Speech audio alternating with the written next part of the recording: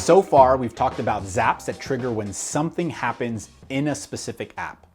Schedule is Zapier's built-in app that runs automated workflows on your timetable.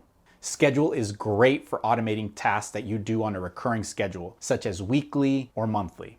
For example, let's say you have a weekly video call with your team. You've been manually sending the video link and agenda to everyone in Slack before the call starts. Sometimes you forget and find yourself scrambling to fire off that message. Instead, you can create a Zap where every Wednesday at 2 p.m., Slack sends a message to a specific channel with those links. In this example, Schedule is the trigger app. You can customize how often you'd like your Zap to trigger, then add Slack as your action app. Customize your message with all the information you want and turn on your Zap.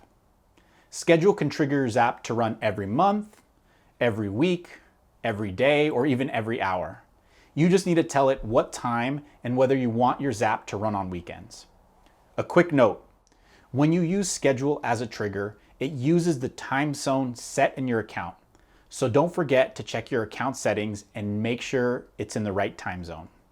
See how many recurring tasks you can take off your plate with Schedule. We'll see you in the next lesson.